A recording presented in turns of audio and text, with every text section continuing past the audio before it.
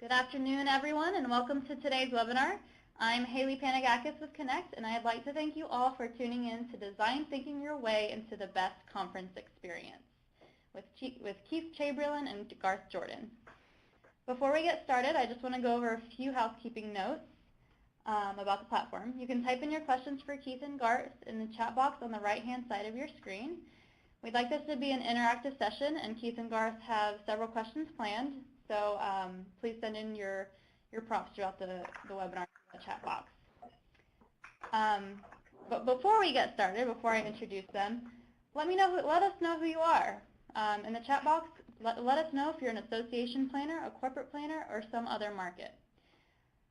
A recorded version of this session will be available on demand on our website, where you can find additional on-demand webinars for any of you needing those last-minute credit hours before CMP testing. Yes, you're able to watch our sessions on demand and still receive credits. I get that question all the time. The answer is yes, you can. So email me if you end up watching any of our sessions. For everyone joining us live today, we're still waiting to hear from the Events Industry Council on approval for this certificate. So please stay tuned on a certificate of attendance for the session. It will come your way once we hear back from them.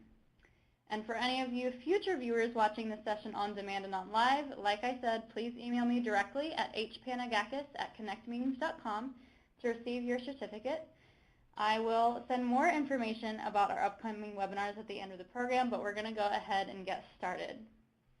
Before I introduce Keith and Garth, I'd like to go over really fast. I don't want to steal time away from them, but we do have our Connect Marketplace event coming up in August. That is going to be in New Orleans, and Keith is one of our speakers. Registration closes soon, so go ahead and reach out to us. You can also find more information on our other events. We have several around the country happening throughout the year, and we have an event for you. So go to connectmeetings.com/events to find out more and more information about the dates of those. And like I said, the Connect Marketplace show in New Orleans, our big show, that's going to be August 21st through 23rd, and registration closes soon. All right, without further ado, I'm sure you guys are done hearing me talk. I'd like to introduce our speakers for today, Garth Jordan and Keith Chamberlain. Garth is Senior Vice President of Corporate Strategy at Healthcare Financial Management Association, and Keith is co-founder and Chief Navigator at RevvCrew, a specialty consulting firm specializing in team building and employee engagement. I'll let them share more about their background. But welcome. Thank you, Keith, and thank you, Garth, for joining us today. We greatly appreciate it and looking forward to the content that you're presenting.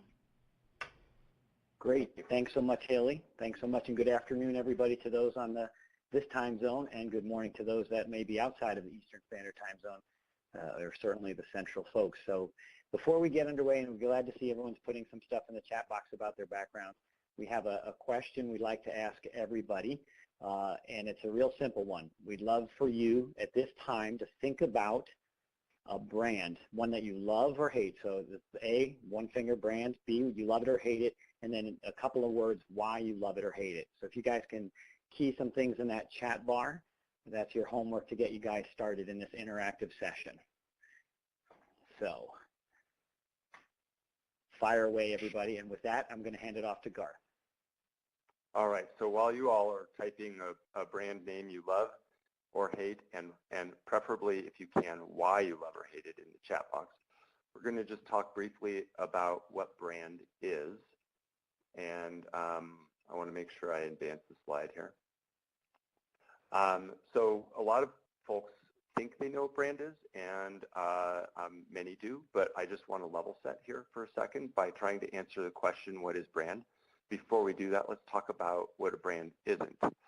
So brands are not images or logos or other types of cartoon characters. They are references to a brand, and they help you think about and have a mental gateway into what a brand is, but that does not constitute a brand. What else a brand is or isn't is it is not a mission statement. So inside, when we think about mission statements, I'll use an example of a mission statement. Mission statements are essentially internal statements of purpose. And so, for example, Habitat for Humanity's mission statement is that it brings people together. It's seeking to put God's love into action. Habitat for Humanity brings people together to build homes, communities, and hope. And that's a very admirable and wonderful mission statement, but that is not necessarily the brand in and of itself. In the next slide, the other thing to realize what a brand is not is a brand is not a product.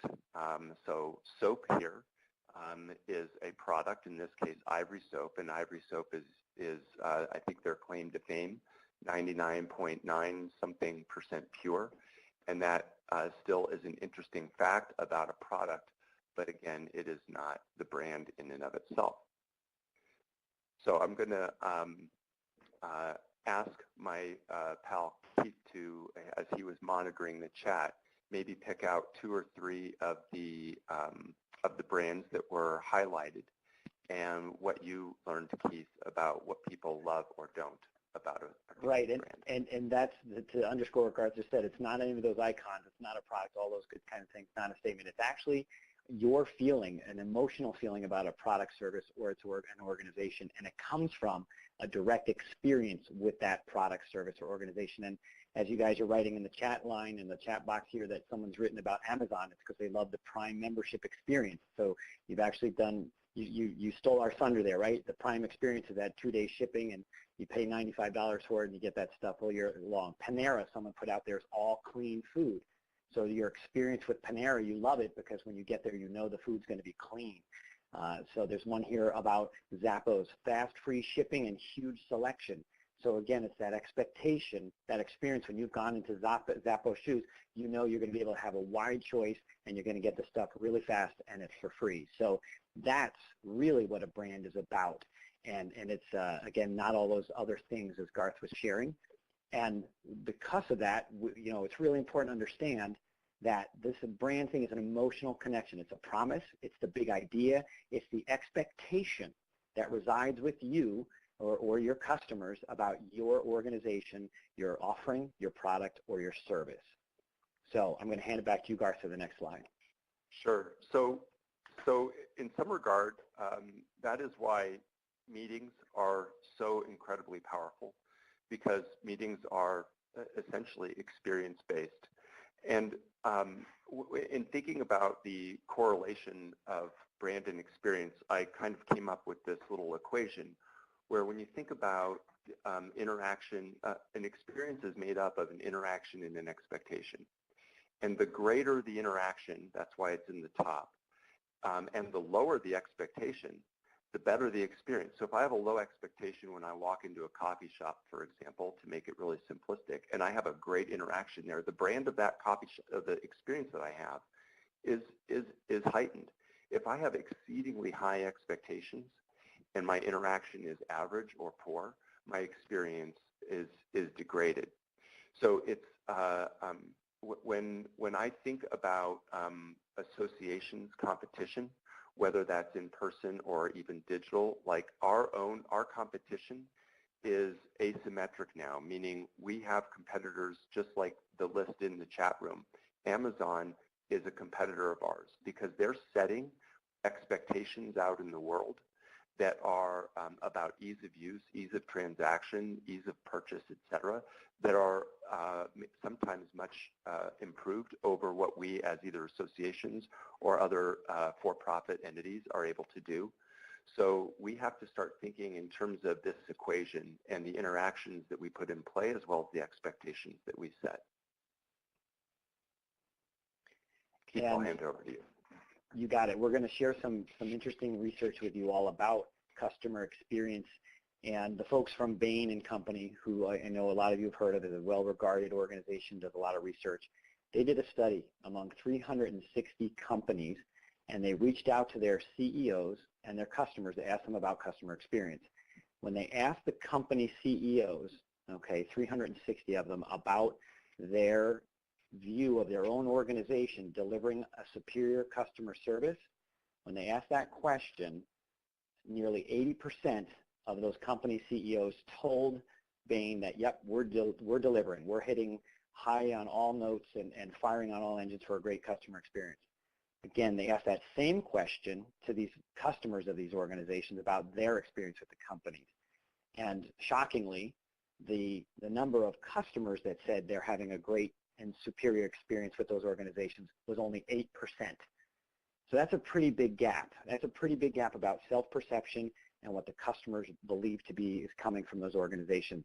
Again, the brand is what your customers say it is, not what you say it is. And that today, unfortunately, there exists a very large gap in between what companies believe they're doing and what their customers are really experiencing. So a little bit about value proposition, Garth. So the other thing again, trying to relate this to the world of meetings, which is near and dear to my heart, is this understanding of the progression of value. And so obviously there were one or more Starbucks references in the chat here, so this is a good chart to be referencing. But the research shows that 86% of people out there in the world will pay more for a better experience. And when you look at this chart of progression of value, there is a market for raw coffee beans. And then as you move along to a refined version of coffee or a version of coffee that's delivered in a diner to the Starbucks experience, it's not just because the coffee tastes good, it's because the experience that is delivered means something to the consumer. So they're seeing the product or the service as more highly differentiated, more interesting, more personal, and they're willing to pay not insignificantly more, but significantly more for that experience. So that's something to think about. Now, the other thing to think about when we're talking about brand and experience is, for the most part, most people don't care what you look like as an organization behind the scenes, how you pull off the development of a conference, how you deliver services to your members or your customers. This is a behind-the-scenes look at, for example, a server farm. And this server farm, no one really cares how this server farm is organized. And I would imagine that most people online wouldn't care much about how a server farm is organized.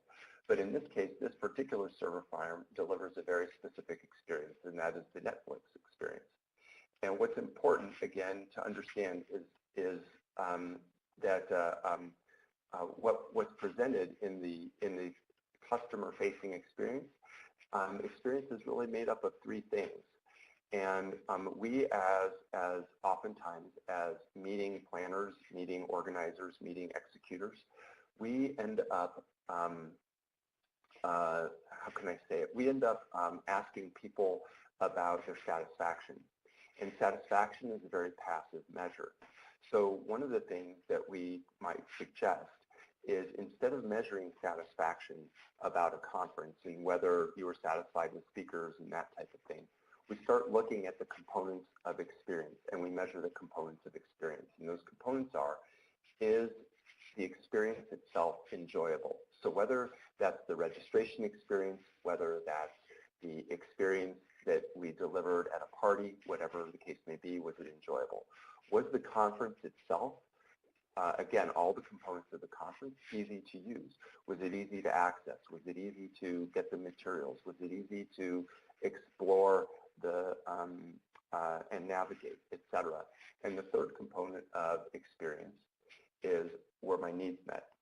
So when we think about, sorry, I accidentally went backwards there. So when we think about the experience itself and measuring it, one of the things we want to consider is changing how we measure experience and thinking about these three components.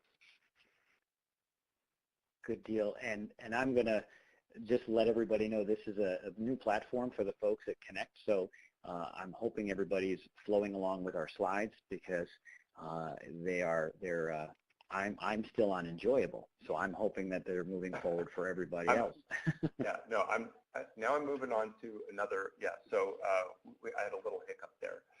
So now I'm moving on to an example of a website. So while I know that we've got a lot of meeting planners on board here and folks from the meeting industry, what we want to do is we want to equate also experience to other products, not just meetings. In this case, I look at a website. This is a pretty typical association website, and as association executives, as association staff, as corporate meeting planner staff, our job is to help create enjoyable and meaningful experiences. And when we look at this as an example, just as a website, you have to ask yourself, is this easy to use? Is it enjoyable to use? And does it meet people's needs? The question that, again, we keep asking ourselves as we start to think about experience and measuring experiences, you can ask me these three questions about a meeting, about a website, about a physical product. It doesn't matter. So we're encouraging this group to think differently about the measurement aspect of how we do meetings when it comes to developing experiences. Keith, with that, I'll hand it over to you. I'm going to hopefully assume that your slides are unfrozen. Actually, I'm still on enjoyable, so I'm going to just ask if you can go forward with it, and I'll certainly try to work it out here. So I'm not sure why I'm not going forward, but we're on the how we got here time, right? Yeah. So I know not all of the folks online are association planners, but one reason to think about why we got where we're at with the websites that we provide is that over time, associations have been providing more and more content over time, and our websites have gotten more cluttered as a result. And instead of stopping and thinking about, well, what should these websites actually be doing from an experience perspective, what needs should they be meeting, and how can they be more easier to use and more enjoyable, we tend to just keep adding on. So whether it's a website, whether it's a conference, one of the things that Keith and I suggest is moving into design thinking. So with this particular slide, what I want to do before I start talking about the details of design thinking is I want to acknowledge that a lot of meeting folks out there are hearing about the concept of experience design. And so if you could, in the chat room, just say yes or no, whether you've heard of the process of experience design as a methodology to either develop or kind of breathe new life into an existing meeting. If you have, that's absolutely awesome. If you haven't, I highly suggest you start to take a peek into it. But either way, what I do want to relay to folks is that experience design actually has its roots in this concept, this process of design thinking. So while I don't want to ignore the concept of experience design, what I do want to do is go backwards, if you will, into design thinking to describe what it is and its power, and try to leave you with the idea not only of what it is, but why it could be very fruitful for you as a meeting planner, for you as someone who kind of owns, if you will, not just the meeting process, but the product development process for meetings, why you might take a step back and think about using design thinking for your own organization. So design thinking, experience design is interesting, but design thinking actually started many, many years ago. And what a lot of people don't know is that the computer mouse was actually designed using design thinking. And since then, design thinking has been, I would say, adopted and adapted and morphed for lots and lots of different design opportunities, and that includes experience design. The core concepts of design thinking is the first core and most important concept is to empathize with your audience. So and Garth, I can jump back in if you'd like, because I'm back up and running here again. So if it'll give you a breather, if you're up for that, or you want to keep rolling, your call. I'll keep rolling, then I'll pass it off to where we plan. So that's good. You got it. Okay, so where the core concept of empathy may sound simple, but it's not necessarily as simple as it may sound. And we're going to use a couple of examples to describe this this process. But the core concept, the starting concept, is to empathize. When you empathize with your customer, it opens up a world of interesting understanding about their day-to-day challenges. And that's why that triangle kind of opens up. It's the concept of seeing the world from the point of view of your customer. When you do that, and when you do that multiple times over, so for example, we did that at HFMA as part of our strategic planning process, and we actually shadowed over 100 of our members for a day in their day-to-day work. And we brought that back and we told stories about the day-to-day work of our members, and that allowed us to empathize with them. But then that second process of define, it allowed us to take those stories and develop themes. Well, what were the themes we were hearing about the challenges that they're facing? And as you take those themes and talk about them, you really come to a point of clarity of understanding the challenges. Once you understand the challenges, that allows you to brainstorm, ideate, and start to build a product or a service or a whole meeting that is meant and geared towards helping those folks solve those challenges. The concept of design thinking generally is when you help people solve their day-to-day or their month-to-month challenges, you hit an emotional center, and they're bound to not only buy from you, but be much more loyal with you. I hope that is making sense. But once you create, you start to work on the prototyping and the testing of the product that you want to deliver so that you can bring it to scale in the market.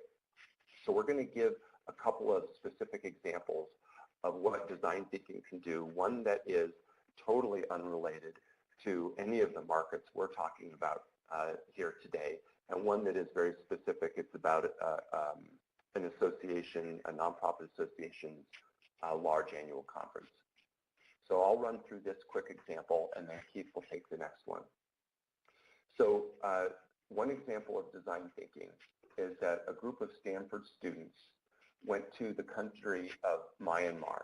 They had heard that there were some significant farming problems going on in Myanmar, and that the farming yield of Myanmar was reducing, and it was causing significant, not just agricultural, but dietetic problems in the country.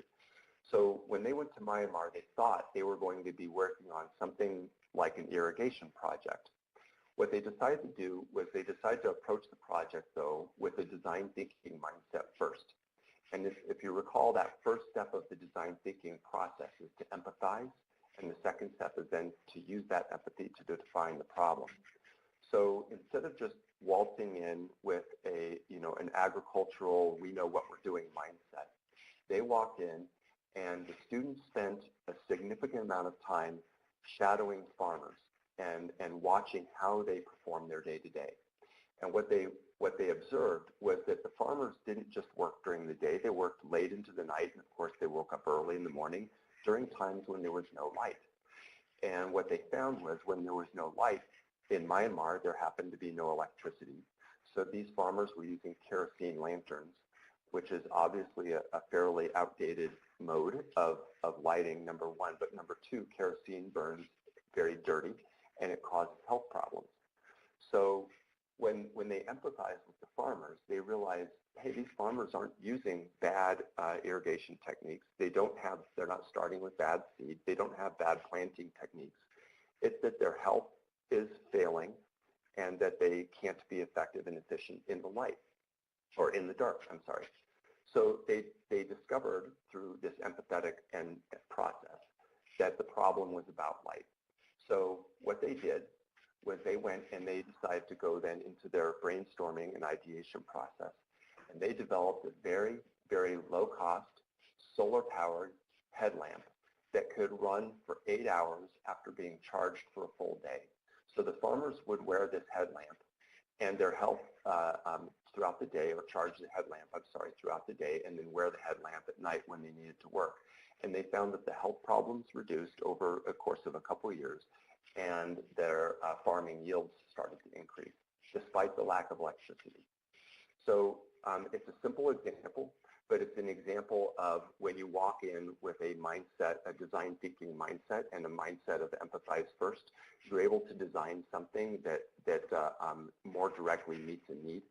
And to some extent, that's what we can do with conferences. If we think about the design thinking mindset and start from with a different end in mind, the end being empathize to define the problem and meet a specific challenge with a conference, we can do very different things. And with that, I'm going to pass it off to Keith to describe a challenge that we came across with an association. Great. Thanks, Garth. And again, I apologize to the group for having a little blip there, but we're all back in. And the most important thing, as Garth was saying, is to begin with the end in mind. That is such an important premise with the design thinking process. And again, that mind has to be clear and blank of any preconceived notions until you really empathize and get into the real situation and what you're trying to get going.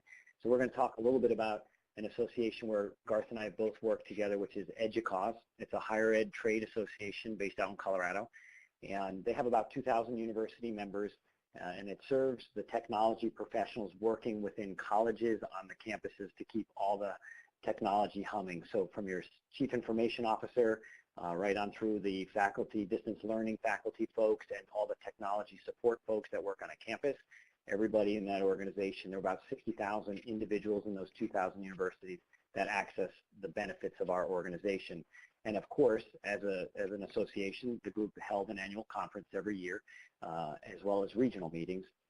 What was discovered over a period of time was that the chief information officer, which is sort of the pinnacle job on a campus if you're the highest ranking individual over the technology group, we were noticing that the individuals were not coming to the program. Their attendance as a group began to dwindle. And when that happens, there's a lot of repercussions. Not only registration revenue starts to vanish, but also the vendors who come to display their wares, the household names you've all heard of from Google and Hewlett-Packard and all, they all want to meet with the CIOs because they're the folks that are the influencers and the big money folks, and that's all about that important audience intersection.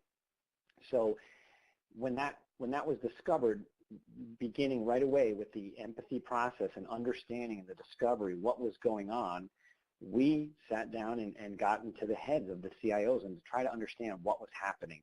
And with a lot of dialogue, phone calls, conferences, meeting them at their organizations, in their universities, the big empathy finding was we discovered that they just didn't want the EDUCAUSE information education. It was too basic for them. It wasn't, it's for their staff, if you will, not for them.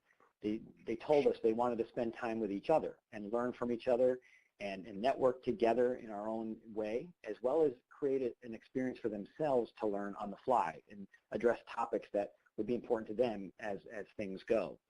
So we took all that information, sifted on it, and said, okay, so it's not just they're too busy, it's not anything else, it's okay, it's about the meeting.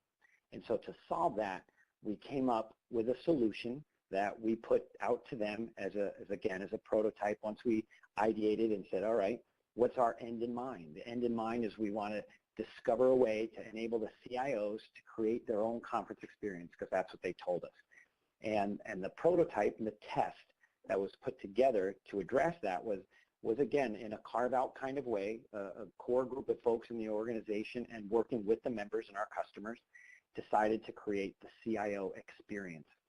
And the CIO experience was, again, a very different thing. We had never done anything like it before, where we actually called out a particular universe of our customer group and created an environment for them and services, resources, and other experiences that were unique to that customer group.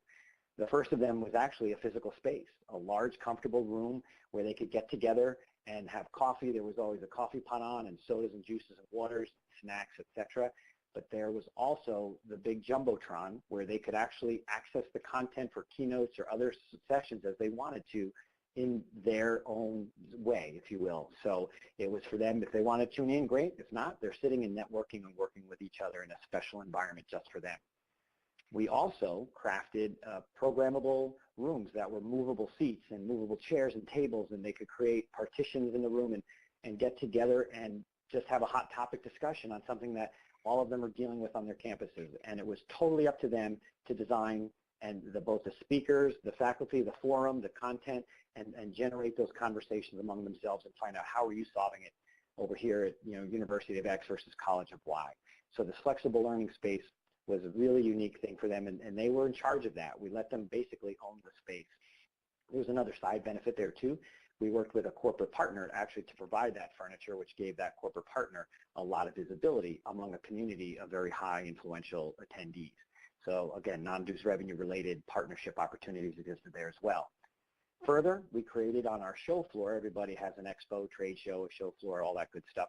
We created Startup Alley, which was a unique opportunity for us to invite small new technology companies to show up and put their very simple space on the show floor, which was carved out and allowed small companies who couldn't otherwise afford the ability to have the money to pay for a regular booth, tabletop, some Wi-Fi, and literally they brought their laptops and they had an opportunity to show the CIOs the newest stuff. Here's what's coming, here's what we're developing, here's what we're crafting, and it created an opportunity for these small businesses to actually broadcast their world messages out, but at the same time created intrigue for the CIOs to come back into the show floor. They all knew what Epson did, they all knew what Google was about, but now there's new stuff and it created an opportunity for them to kind of come back into the show floor. In addition, the next year we actually continued to grow on that. We went from 18 companies to 30 startup companies, and we were able to have a business pitch competition where then the CIOs were actually, and the high-level folks could actually vote for the best technology they thought would work on campus. So it got them engaged. It got them very much involved with being a part of shaping the future technologies that they one day will adopt on their campus. And by the way, we got a sponsor to pay for that whole thing with cash prizes and some other great kind of stuff too. So there was, again, a non-dues revenue opportunity, engagement from the vendor, the attendee, and the new technology company. And because these folks are seeing, yeah, go Garth, go. Let me just chime in on that, because there's an important nuance there for this particular item about Startup Alley. We do see this obviously happening at a number of other trade shows and conferences where there are special areas for startup businesses or competitions. So it's not that this was particularly ingenious or new and different, but when in the design thinking process and in that empathy process, what we learned was that CIOs in the world of these universities and colleges, they really had this desire to be able to influence the future technologies that were coming into the world of academia. And that's number one. And that number two, they oftentimes didn't have the time to either investigate or learn about what those new technologies might be. So we learned that that was a challenge, but also a need of theirs. And so this is, instead of just building something that we thought might be cool, we were actually building something to address a very particular need that you can really only uncover when you go through that empathetic process. So great point. I appreciate letting me butt in, Keith. Always, always. That's a great point, Garth. And again, it's this is what we're trying to help our listeners understand. Yeah, there's more to it, right, than meets the eye. And the nuances are important. In addition, is again, these folks are senior level folks. The CIOs or assistant or soon-to-be CIOs. We recognize that these folks are looking to grow and actually look for new opportunities because, again, their career, they've reached the pinnacle in their career and they might be looking for new ways to improve upon their skill set. So we actually reached out to a few executive coaches that were in our sector in space and provided very discreet, very confidential opportunities for them to have career assessment coaching, resume review, chat a little bit about what it takes to be, make a maneuver and position yourself for the next career opportunity. And we basically were excited to see that literally the two folks we had the first year, their entire schedule was booked for 3 full days. There were 30-minute sessions, again, separate hotel, separate environment. but within the conference, arena, within the zone, as it were. But that was a hugely successful element. We couldn't have guessed, but they told us they're looking again for their next move. So we gave them an opportunity to do that in a real highbrow kind of way, and that continues to this day. The CIO experience continues. It's widely successful, and what there was two outcomes. There were some of the quantifiable and certainly the other soft skills, sort of output or the returns, if you will. What we found after 3 years. Yep, go ahead, Garth. Yeah, go ahead. I'll just want to add one more thing to that career coaching bullet, because again, it's not something that's terribly unusual for conferences where there are higher level professionals attending the conference. But again, through that empathetic view, what we actually heard, one piece that we heard from the CIOs was that on the typical university campus, the senior or executive leadership of the campus oftentimes did not include the CIO. And they were not just looking for different careers, to jump from one organization to another. They were looking for advice and career path advice to help their institutions understand why they might want to include the CIO in those higher level kind of executive teams. And so this was part of the process as well, was to have consultants come in who could actually help CIOs who were thinking about that type of career path and helping their organizations think differently about the C-level inclusion from the CIO perspective on their campuses. So again, the empathetic process maybe led to a pretty standard solution, but one that was that fulfilled a need in maybe a different way than most people would have originally anticipated. Excellent, excellent.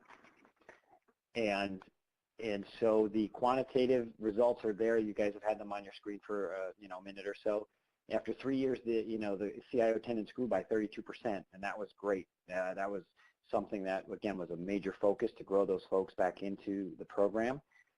What happened, too, was our net margin increased by $500,000, and there was a variety of reasons for that, of course, that were all related to not only registration, but the sponsorships that were associated with that, the programmatic addition of Startup Alley and other things that were wrapped around the programming for the CIO experience.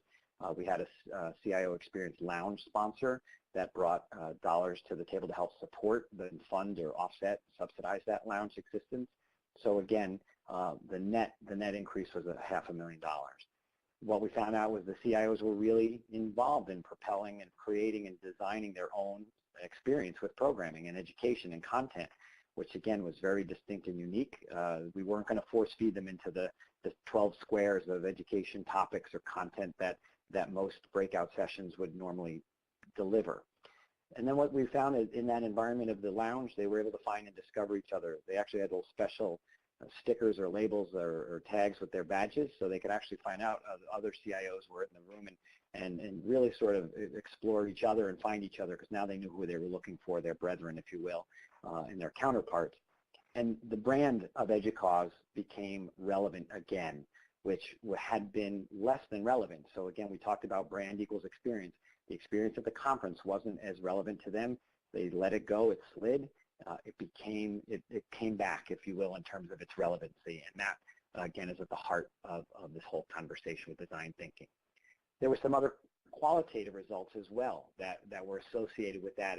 And these are things that you can't put a tangible marker on, if you will, in terms of dollars or numbers. But what we did find, as I said, the brand became the experience, and the opportunity to reinforce our brand was key. And what that did was actually made the organization a thought leader again for the CIOs. They kind of, a number of them had pushed this aside, and all of a sudden they saw EDUCAUSE as the place to be. You got to go. It's the meeting you have to attend. And you could hear them talking again with pride about how cool and innovative their association was and how the conference was attending to their particular needs. And the other side was internally. The staff was engaged and energized, because not only from the design thinking process of talking and understanding and walking in their shoes, but with the creation of ideas, with the solutions, with the working on prototypes and opportunities to pilot different things, all of a sudden you have a motivated and engaged staff. And again, that speaks volumes to productivity and output and a whole lot of other very positive things that happen inside the organization, as well as to our customer groups. So Garth, I don't know if you want to add anything to the soft stuff, but again, it was significant to see how that came to life within the organization as the worker and the personnel teams. So. Yeah, the only thing I'd add to that is we developed a very different team structure and team process that is maybe a different subject for a different time in order to engage in this design thinking and kind of redesign process for the conference. If folks want to either contact us separately or whatever, we might be able to offer up some insight on that down the road. Right, and that's the subhead or the top header there about that teams that were working independently in silos and sort of, you've got your meeting planners in one room, you've got the marketing team in another room, you've got your finance folks and IT folks all working in their own little baskets trying to handle everything that we all know a conference takes to put on. And by putting this process together with the CIO experience, we actually created, as Garth was just suggesting and sharing, was a unique team structure that was interdependent on everybody relying on each other to work in a collaborative fashion that was all part of the success for the CIO experience. So, again, very, very much a success. And what happened was once that began, we were able to actually apply the concepts very much so with other projects because the CIO experience was a carve-out, as I said earlier. But then we were able to look at other situations within the organization and where could we apply similar approaches. And one was our regional meetings. And in the organization's history, we used to have 4 regional meetings at the time, again, all structured in different parts of the country.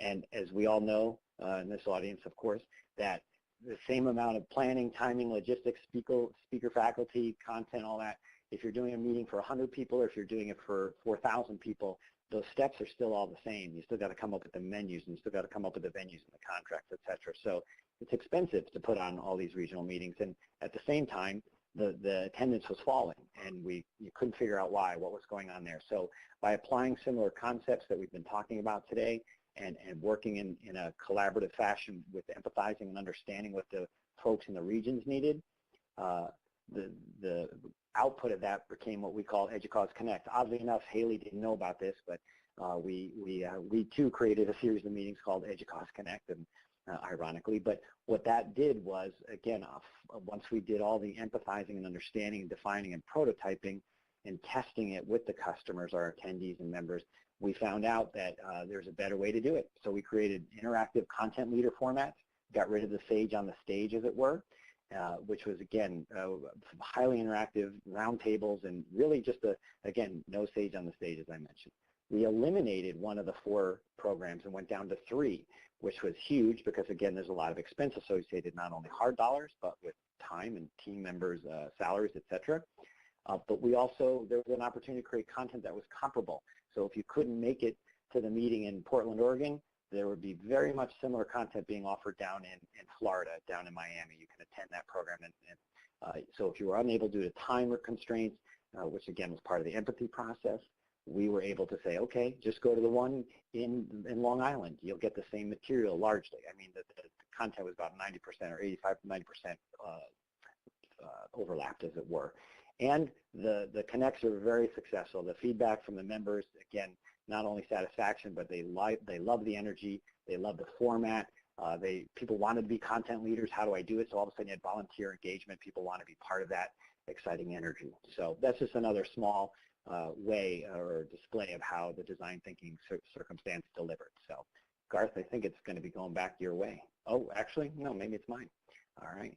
So, so now that my technology is working, I can keep talking. So let's see here. Okay, so we're going to go back to some website stuff because everybody uses websites, and we all know, we're all familiar. All of our properties have websites. All of our organizations, and we all use websites. And as we shared, we just keep stuffing things into them. And this is one that, again, we're not picking on these folks at all, but the folks at the Society of Human Resources Management, again, well-known, highly regarded, and we're all in human resources in some way or another, so it's easy to relate to.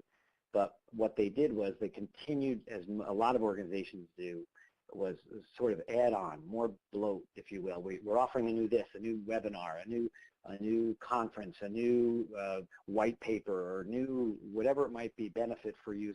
So more and more people kept pouring these things into, they go to the web team and the marketing folks and say, add this into this, add this into this. So, and what happens is you get into this mess where people can't navigate, they can't find what they want, it becomes difficult, and if I'm coming to your door as a customer, you're trying to give them the easiest way to get at what they want so they get what they need, make it easy to find, make it enjoyable, and get them on to the next thing.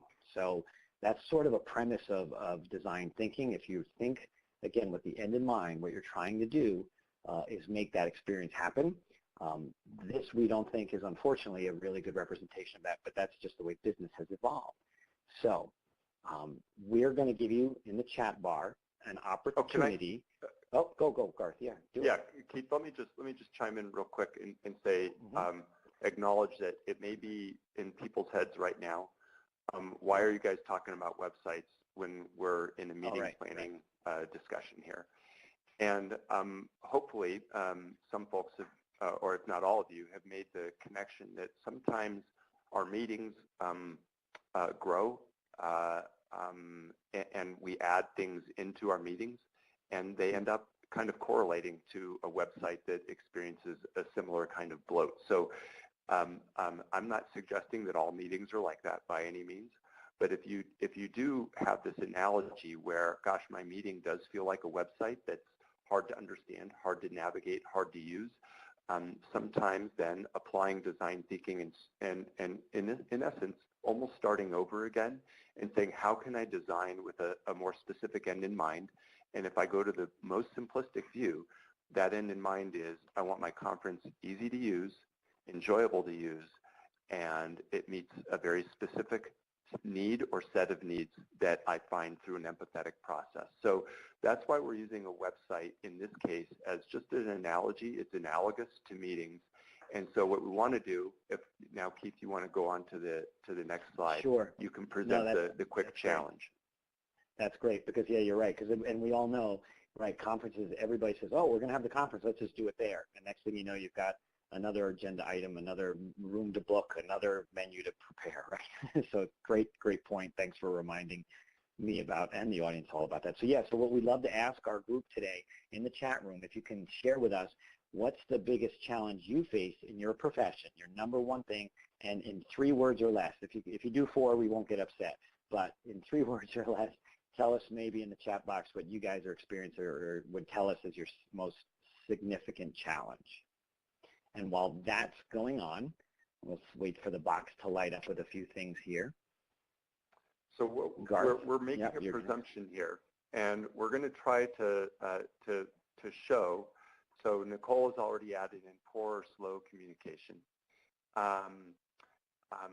One of the things we're trying to think about here is when we look at the website, for example, and we empathize with folks who use websites and who are in a profession where they have issues like, you know, I want to be able to connect with folks better. I want to be able to learn more easily about my career pathway, that type of thing. What we're going to observe here is we're seeing folks talk about decision-making, a decision-making process in here. I think we've got some themes of slowness and communication. Yep, communication. Yep. And attendance, of course, membership and attendance. Yeah. Right. And so if we had 100 people on and 100 of these, we would start to see some very interesting themes that we might be able to do differently and work on from a design perspective with this particular group. But going back to if we did this type of Q&A with folks about association websites, and we basically said from an empathy perspective, when a professional uses a website, specifically their profession's website, what do they need? What do they expect? Do they want that experience where the website is bloated, or don't they?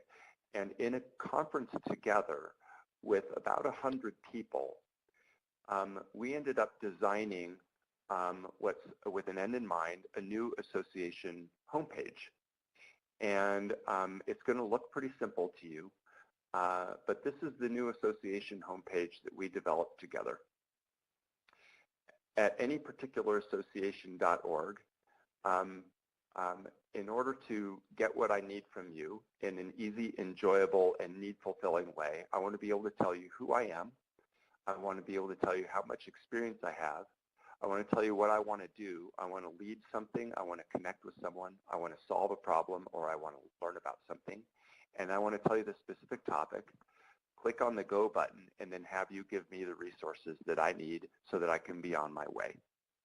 Now, while this looks overly simplistic, the idea here is that if this is how a website was organized from an association perspective particularly, you might then call this the end in mind and then go backwards and say, now how do I design the team and the processes and the technology and the platform in order to deliver this?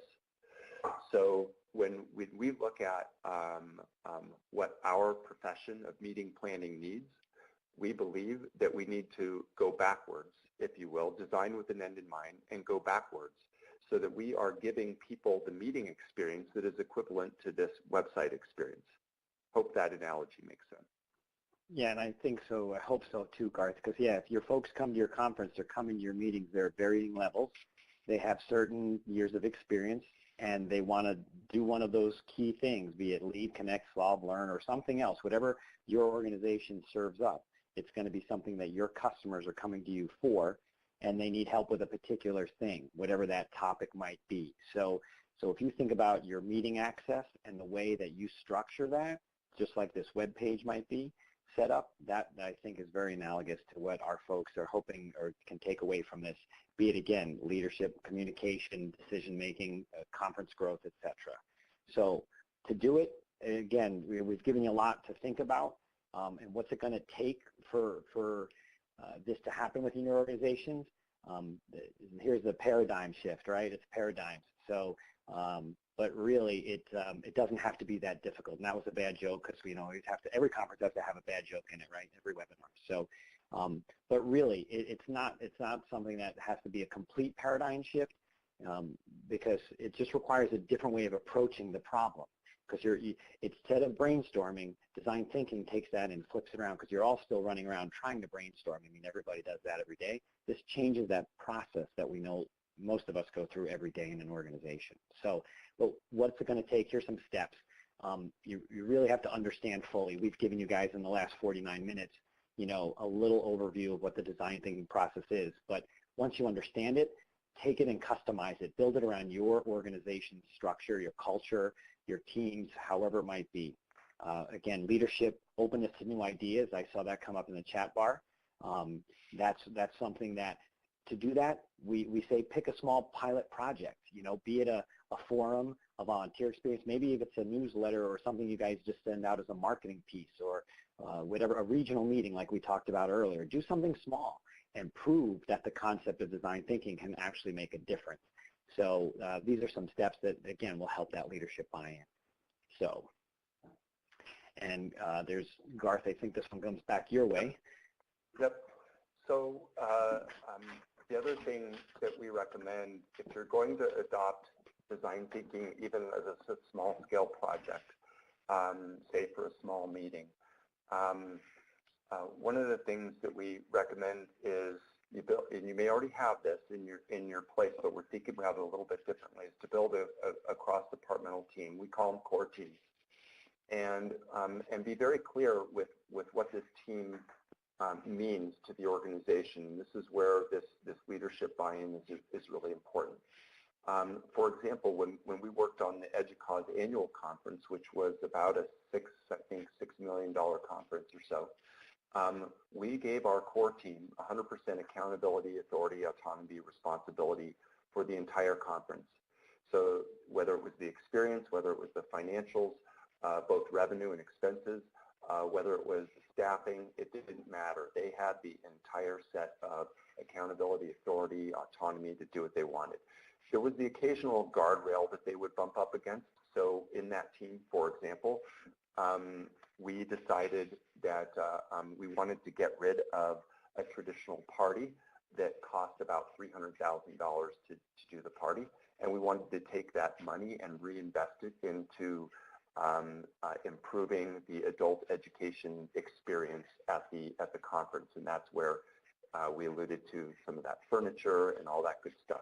So we appropriately took occasionally those types of decisions to our executive team, in part for approval, but also in part for just awareness and to make sure that we weren't doing something that was so far off the reservation that we put a lot of folks into trouble. So there are some guardrails there, but it's important that the cross-departmental teams feel like they have that level of ownership. At the same time, what we learned by doing this over the course of several years was that when people come into a team like this, we need to actually drop titles. And you know, if you have a senior VP and a VP and a director and 4 managers or whatever on the team, it's really important that the titles kind of go away, because what you're working on is the challenge presented by the empathetic and challenge definition process. You're not worried about who has authority in the room in terms of titles. So what we did was we actually developed team roles that were different from our kind of formal organizational roles. We had a team leader, and that team leader was responsible for helping us get to the scope of what we were trying to accomplish and keeping us on task. They weren't responsible for all decision making by any means. That still resided with the team. But we defined the team leader as that kind of owner of the health of the team and owner of the scope of the meeting and the project. We also had a team communicator, and in this slide we call it the scribe, but they were responsible for making sure that the team was communicating well within the team, but also communicating outside of the team what the project looked like and how things were changing with the conference as we were doing our work. We also had, by the way, a team project manager, so the official cat herder of the team, who was asked to be that person who was really obnoxious about all of us meeting our deadlines, and they had the authority about people meeting deadlines, so they could walk into someone who had an organizational title, quote unquote, above theirs, to ask them what to do. But then these other characteristics, permission to fail, everyone participates, were also important characteristics of the team. So with that, we're going to basically say that parting words here, that if you do this team process and you do design thinking, it brings your organization closer together. It takes a little bit of patience to do it right, and it takes a little bit of time. And we suggest that you don't just try it once, that you wash, you rinse, you repeat, and you do it several times, and you will become well practiced at it, and you will ultimately deliver a better product. Great, and there's a couple of references or resources that we wanted to point you to, because we said learn a little bit more. There's a lot, and it's free at the stanford.edu site that you see on your screen from the D School, the design school. They have tons of great resources there, absolutely free, that they make available to organizations and people looking to download tons of stuff. There's a great book here, Change by Design, by Tim Brown, who is the CEO of IDEO, which is a design thinking firm. And there's also a book here, Creative Confidence, by Tom and David Kelly, who are partners in the IDEO practice. So there's some places you can go. Again, someone loved Amazon, you get it delivered free with your Prime, right? So, but the D School site, free information, tons of stuff. And it's going to also take, as we like to say, a little bit of luck. So Garth said patience and honesty, but a little bit of luck. So we wish you good luck on your design thinking journey. Thank you so much today, everybody, for tuning in. And hopefully we've given you some things to think about and get you to try this stuff out and really make a difference with innovating in your conferences. So Haley, this one comes back to you for some housekeeping for everybody on the audience listening today. Thank you, and thank you, both of you, Keith, Garth. Thank you so much for taking the time to speak with us today. We really appreciate a lot of great information, and I hope everyone took a lot of notes and has a lot to take away from this today. Just a few housekeeping notes again. You can learn about Connect's past and upcoming webinars on all of your websites listed on your screen. For those watching live today, that's all of you right now. We will send out a certificate of attendance for the session once we hear back from the Events Industry Council. We're still waiting to hear back on approval, but I doubt that it will have any issues. So just stay tuned on the certificate. And again, if you're watching this on demand, please email me for your certificate of attendance. It will not come to you automatically. If you have any questions, please email me at hpanagakis@connectmeetings.com, listed on your screen. We hope that all of you will join us again on July 18th at 2 p.m. Eastern for Design Thinking Your Way. Oh, I'm sorry. Reading the wrong thing. How do they do that? Weapons for Event Professionals.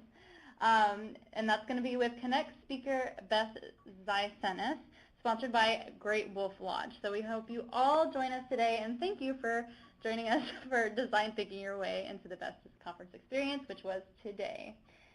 Again, thank you all for joining us. I hope you all have a great day.